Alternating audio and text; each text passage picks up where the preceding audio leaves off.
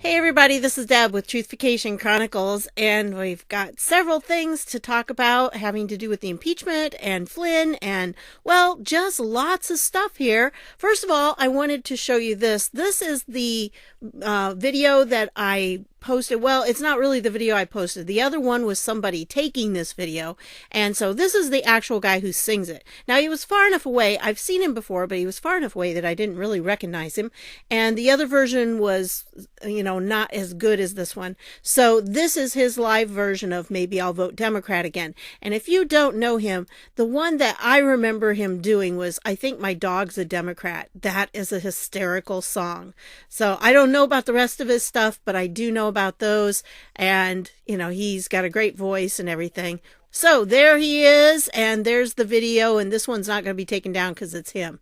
So anyway, the link will be down below so you can take that. And remember, you may have to open up the description, like click a little triangle or something like that. Like in this case, you show more. You got to click on the show more to do that. So anyway, there that is. And then I wanted to show you this in case you didn't see this on Twitter. POTUS tweeted this out just not very long ago. And this is a video of John Bolton essentially blowing away everything that the House managers have been saying. Because this, obviously, I don't know the date on when this was recorded, but he's talking about the Ukraine deal. He's talking about the July call and stuff, and he's fine with it. Not a problem. Yeah, so the timing of it is very suspicious for me. And anyway, it's interesting to see all the stuff that, people are commenting on it, but there's that. The link will be down below. And then this is an interesting one from Devin Nunes. The very crime they accused Donald Trump of doing, they did, and then tried to hide it. Sorry, Dems, socialist media, your game is over. And he was actually responding to this post by Sean Davis. Obama's FBI paid a foreign contractor who was on the payroll of a sanctioned Russian oligarch to dig up dirt on Obama's political opposition. And this person, that's a big lie. Yeah, right. There are people out there that still feel that way. Well, anyway, that was a response to Molly Hemingway's post, which says, reminder that the Clinton campaign and DNC secretly hired a group to put together a dossier with demonstrably false dirt on Donald Trump, and its author claimed it was sourced to people linked to the Russian government. So anyway, those three right there, they just kind of go together. I'll put the Devin Nunes one on, and then you can get to the others by clicking them. So then we have this thread by Jeff Sessions. Now, y'all know how I feel about Jeff Sessions. I think he was doing a really good job. I think he's part of the plan. And I think POTUS had to look like he was going against him, because if he would have been all buddy-buddy with Jeff Sessions, they'd have done the same thing they're doing right now with AG Barr. I said it a long time ago, folks. That I knew that's what they would have done. And when he was doing all those negative tweets against Jeff Sessions, it was to keep people from thinking Jeff Sessions was Trump's, lapdog. And so Jeff Sessions did an awful lot behind the scenes, people. He's the one that set up Durham originally. There was a whole group of attorneys general that he put together to do this kind of stuff. And that was back in November of 2017. Now, I've done a video on it. Yeah, YouTube didn't like it, but hey, the information's there. All the documentation is there. Anyway, this is what Jeff Sessions has to say about this. With regard to the Ambassador John Bolton situation, let me just say this. I did not write a book or go on CNN to criticize Donald Trump for three very important reasons. First, I don't believe it is the honorable thing to do. You are there to serve his agenda, not your own. He was elected, not you. Second, it is an act of disloyalty to the administration one serves and tends to undermine the unity and teamwork needed to reach the highest level of effectiveness. Third, it sets a very damaging and dangerous precedent. A president must have the ability to have candid conversations with his national security advisor, his AG, his Secretary of State, etc., without fear that those conversations will end up in a book or a newspaper. And I agree with this person, exactly why you are a patriot and the others are not. The book people, we all know why they're doing that. Those are kickbacks for them. So But anyway, I thought you'd want to see this particular thread that he wrote. I think this is a very honorable man. He may not have done things the way we thought he should do them, but it worked out, and it is going to work out. And I think that it exposed a lot of the deep state players because they pretty much hung themselves. Okay. They just were doing all kinds of stuff, and it's all coming out now. A lot of the things that they were doing because Rosenstein let them get away with it. That's going to be part of their trial, I'm sure. Anyway, so I wanted to put that there. He's a good guy. I think so. I know there were a lot of people that didn't think so. They thought he was weak, but I think he's a very honorable man and that he was part of the plan. And it was just his time to leave the stage. I honestly believe that.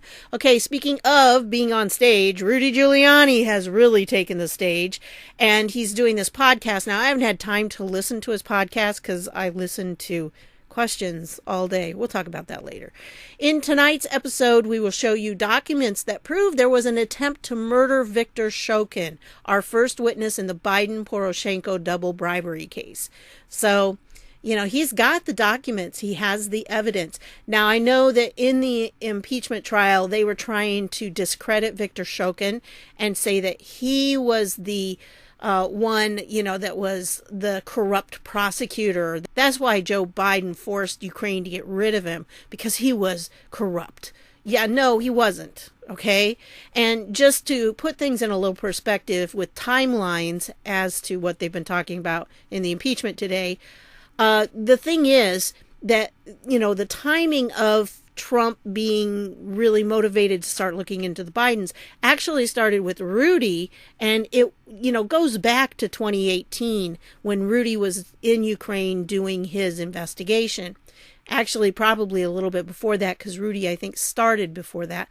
So then in 2019, before, like a month before Joe Biden announced that he was going to run, that's when things really started heating up, because there were newspaper articles and everything.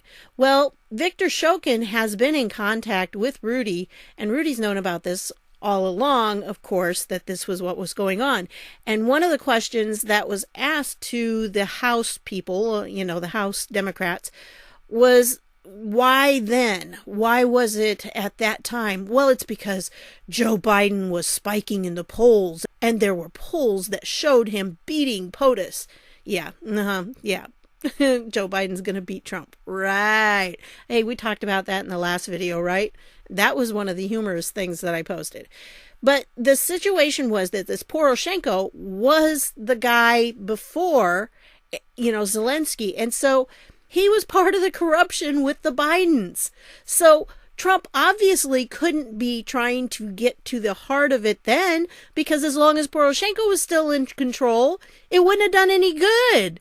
So they had to wait until after Poroshenko was out and Zelensky came in. And then when Zelensky came in, he had a few people left over that were not necessarily the best people. And that's what Trump addressed in the July 25th transcript. If you read it, he's talking about it. He says, well, there's some people, and he was talking about some of the people that were left. He wanted to make sure that Zelensky surrounded himself with good people and got rid of the corrupt officials from the last regime. Okay, so they were talking about, well, what changed? Nothing changed. Yes, something very significant changed. And not only Poroshenko was ousted, but then when Zelensky came in, then there had to be the vote with the parliament, and they had to win the parliament and stuff.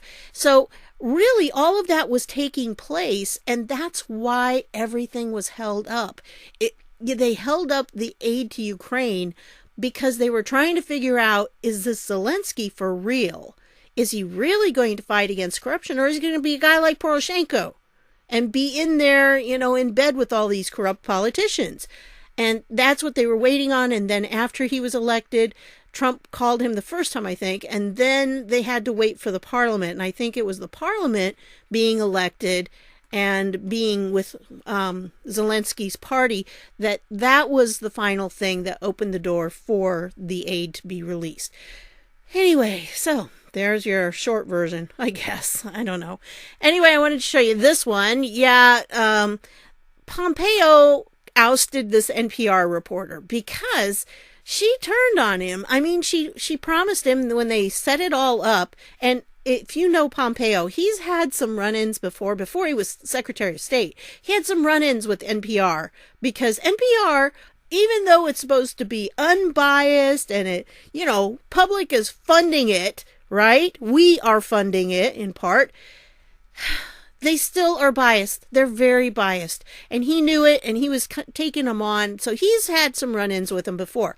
So finally, this lady wanted an interview with him, and he agreed to it. But they talked about what it was going to be about, and she agreed that they were going to talk about Iran. Well, then she gets him in there and starts trying to talk to him only about the whole impeachment stuff. And he wasn't going to have any of it. And he just was very firm with her. And she didn't like it, of course. She started whining about it. And evidently there are reports that said he showed her a map and said, you can't even find Ukraine on here. And she pointed to Bangladesh.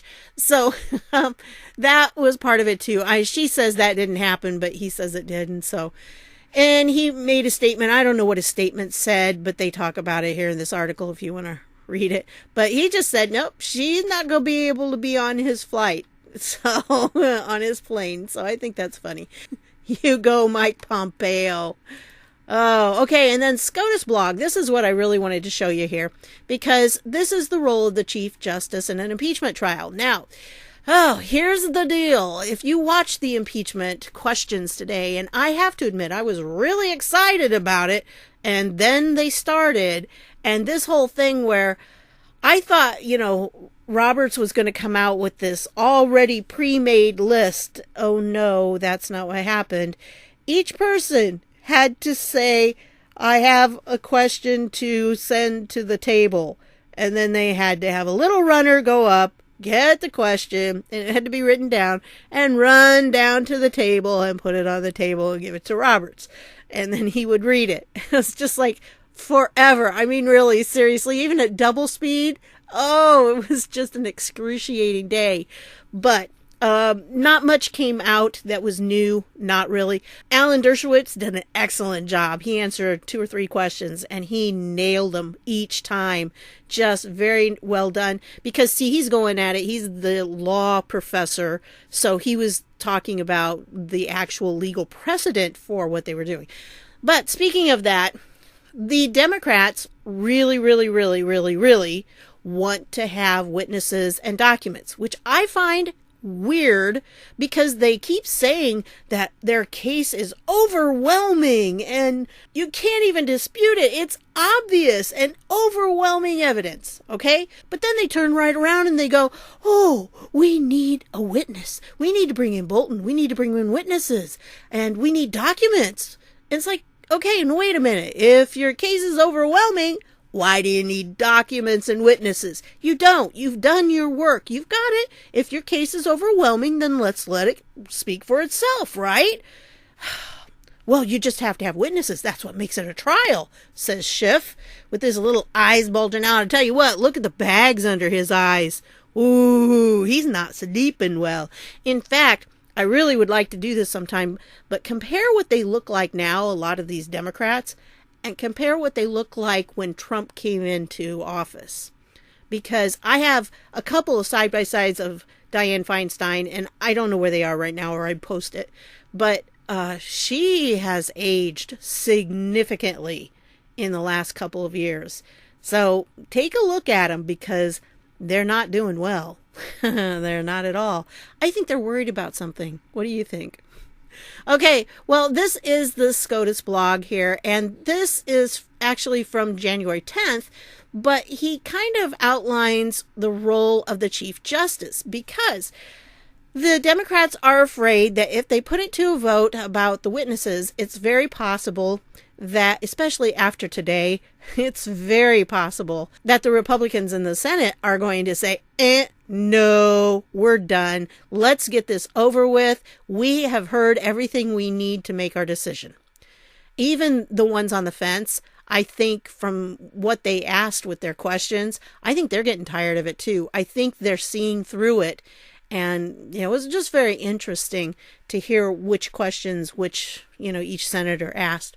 Well, wasn't each. Lots of times they were in little groups. So it was the question from like 3 or 4 senators. But what the Democrats want is they're hoping that if the Republicans vote no on having witnesses or getting any of those documents, that Roberts is going to turn around, and because, he's the Chief Justice and he's, supervising this, he would be able to say, well, I think we do need witnesses. I think we do need that. I don't think he's going to do that. This guy doesn't think he's going to do that. But here, he says, sometime in the next week or two. Now, remember, this is before everything started. The impeachment trial of President Donald Trump will convene in the Senate. When it does, Chief Justice John Roberts will preside.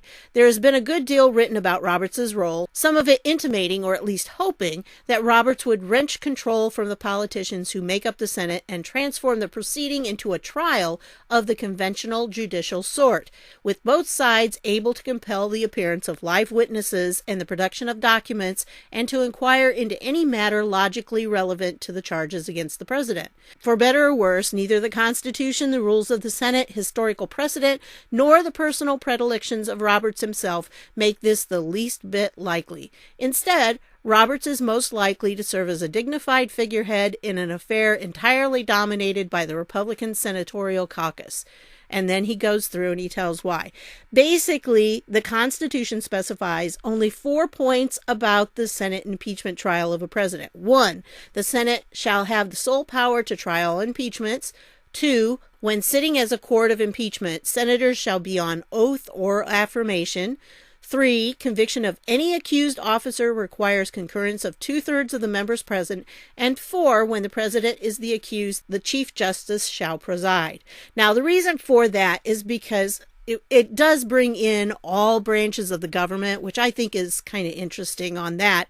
But also it's because in the case of the Senate having a tie, if it gets 50-50, then the vice president is the person to come in and to take over. He kind of runs the Senate, but he doesn't really, if that makes sense. He officially does, but he doesn't do much with it. And usually he's only there when they need to have him step in cases of tie. Well, because of that, and since he'd be the one to take the president's place if the president was impeached, that was a conflict there, and our founding fathers decided, that's not such a good idea. We need somebody who's, not the next person in line. And so instead, what they got was they put in the Chief Justice to kind of make it look a little more fair. Well, if you go through, this is really an interesting article if you go through this. And the thing is, they really are hoping that that Roberts is going to change it. He's called the presiding officer. And that he's going to basically change it all around and make it so that the Democrats can get their witness and the Republicans probably can't. So that's what they're hoping. Now, I know, folks. I know what you're thinking about Chief Justice Roberts. I understand. I do think he's comped. However, there have been a lot of people in our government who were good people, but they got caught in something. They were blackmailed. And I tend to think that Roberts is that kind of guy. I don't think he's a bad man, but I think he made probably a mistake and got caught.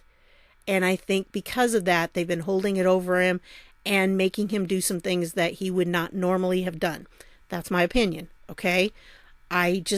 From the rulings that I've seen, from the things I've read that he's written, I really do think that that's probably the situation with him.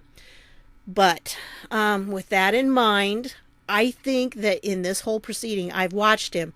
He has been really background. There were times today, especially because they were discussing this question, whether he could, as the Chief Justice, as the presiding officer, whether he could step in and affect things. And he said not a word. He let the two parties hash it out, okay?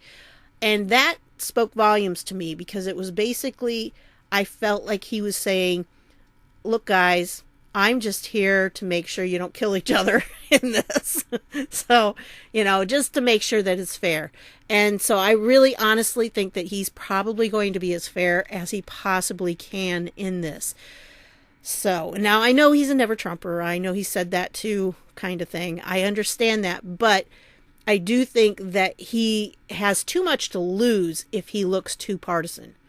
If he looks partisan at all, actually, he could lose his position. And, that might already be in jeopardy because of the FISA court garbage that went on, and he was in charge of that. But anyway, this is a very good article. I think you would like it. But one of the things that he points out is this is not an ordinary trial, okay?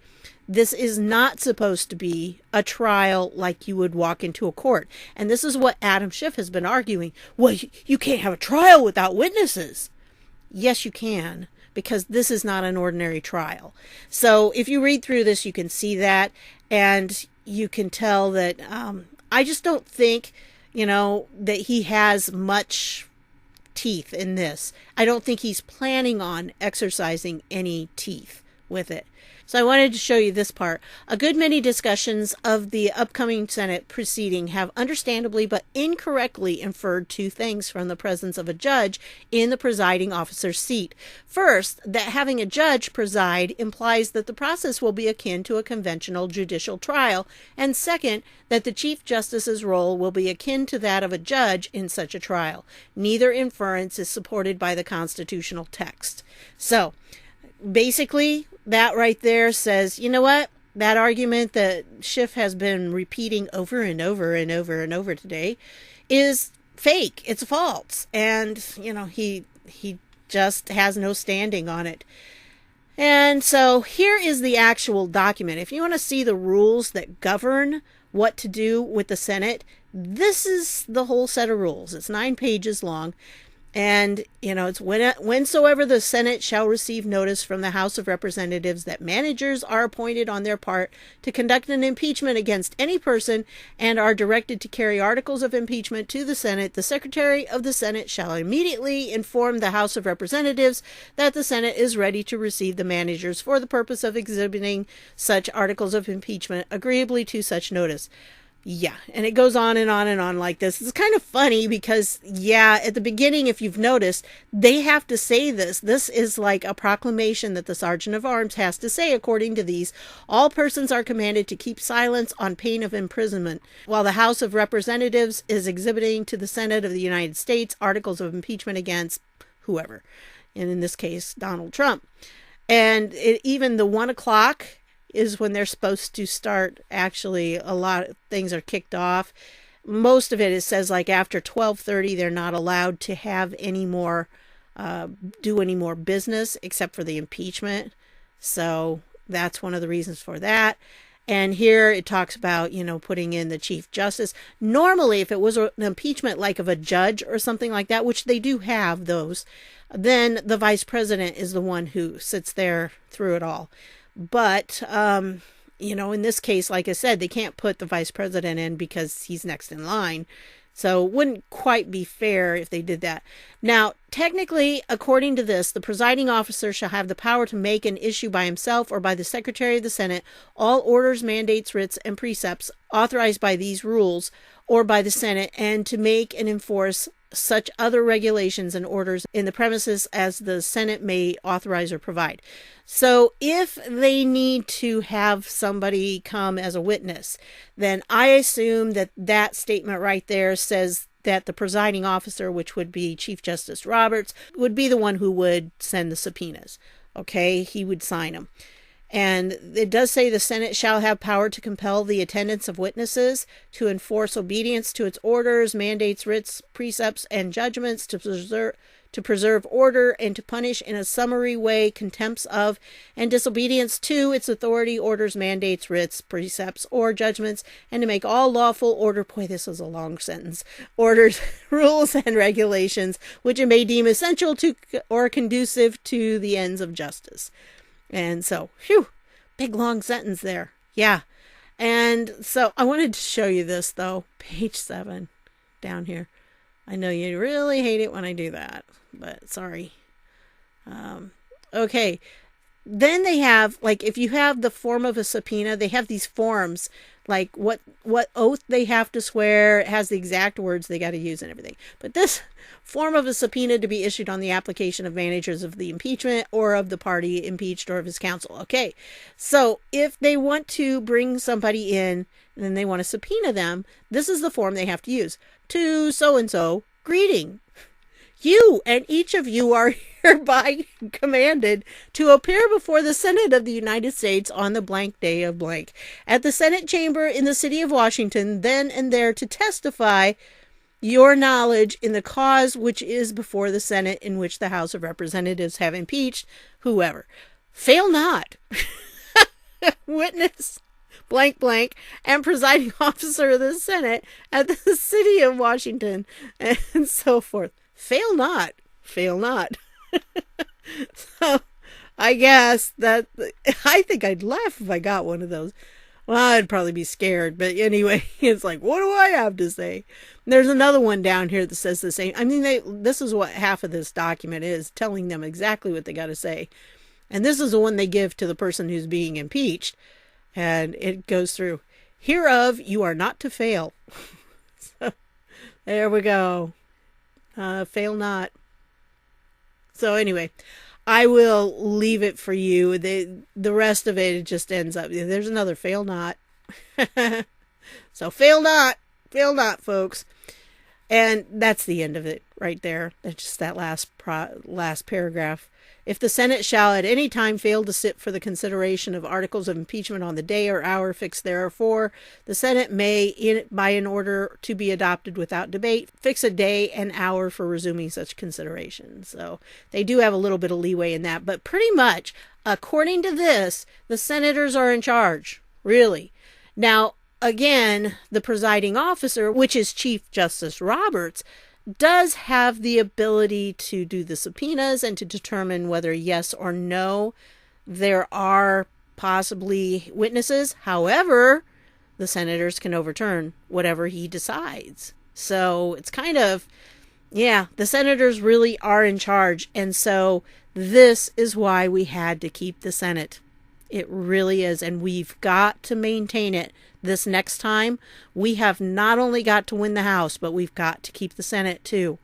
So, then an update on Flynn. This is from Sidney Powell. She just posted this today. Flynn motion to dismiss for egregious government misconduct and in the interest of justice.